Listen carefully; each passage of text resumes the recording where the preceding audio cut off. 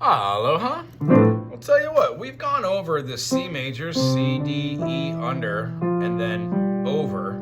Being able to go through the process to end on our pinky and thumb, 1, 2, 3, under.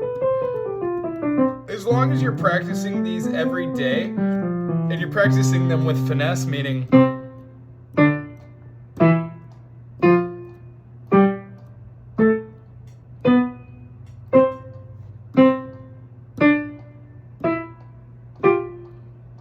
these are all staccato. The next way to do it is legato. Hold that note in and then move right at the last moment.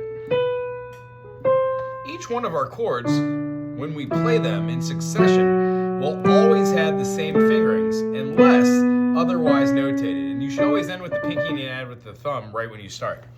Today we are all the way through C, D, E. We did not do F. We've done G, A, and then B is our choice for today. B has all 5 sharps. C sharp, D sharp, F sharp, G sharp, A sharp. And the reason why I say all 5 sharps, they are the black notes. The only other sharps that we possess are kind of put into rotation when we say E sharp, which is F, or B sharp. Cool? So those 2 aside, the other 5 are these. When we play out B, we go from B to C sharp to D sharp to E, E to F sharp to G sharp to A sharp, and then A sharp to B. Do, re, mi, fa, sol, la, ti, do. One of the things we have not spoke about is when we're practicing to play the triad, hear it as a minor, try it as a diminished, and then once you go through the source of feeling those, go back to the responding chord. That way, if you play through your chords, you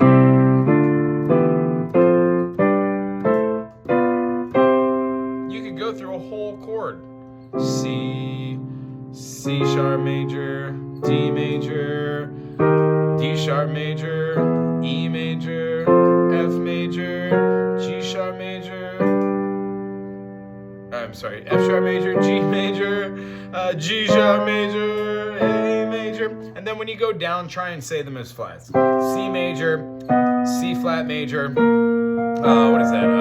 B flat major, A major, A flat major, G major, G flat major, F major, and then E flat major.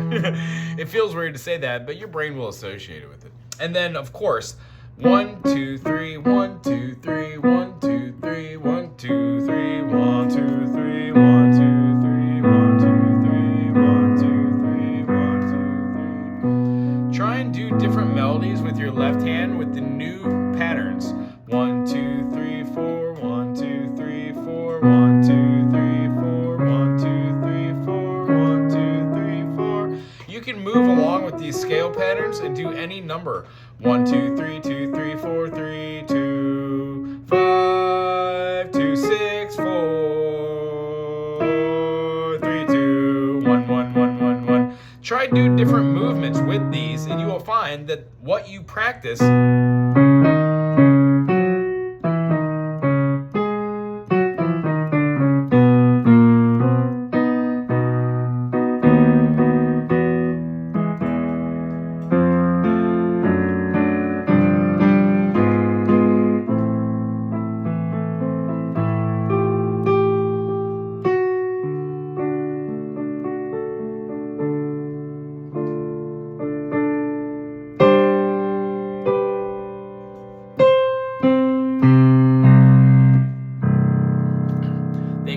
lots of fun when we see the chords and jump out of scales into others. B major is a great chord because it has E major and A major. But that A major isn't used as an A major all the time. It's used as an A sharp diminished because that A sharp diminished goes directly to the B major, just like the B diminished goes directly to the C. Our G major is found after playing an F sharp diminished to a G. Therefore, what we do is we kind of hear those and we spell them out. So this week, write down on a piece of paper C, D, E, F, G, A, B, C.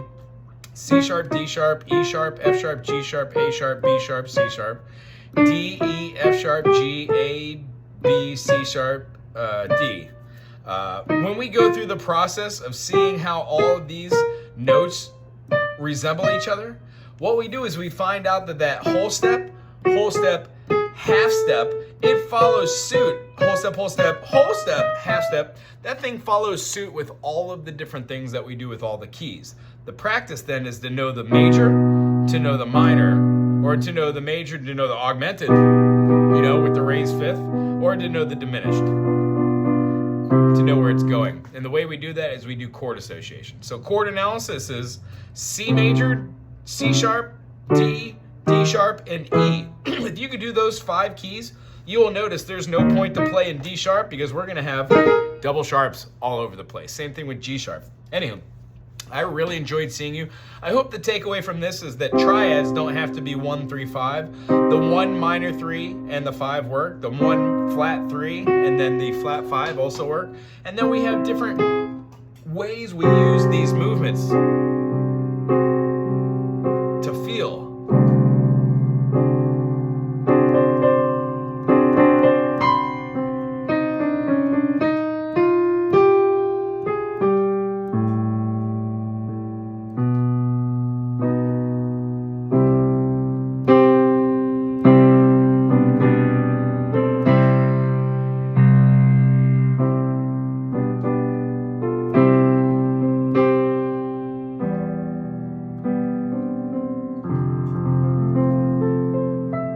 What I'd really like for you to hear is these chords that are used inside of a chord structure don't always have to stay inside that chord structure.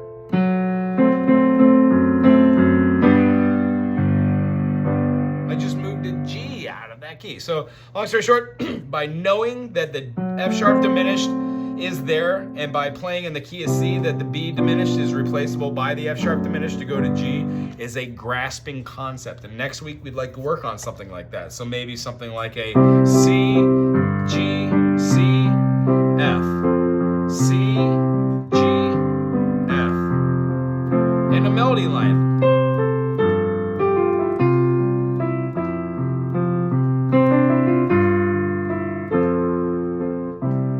Work on why the melody lines work with our scales.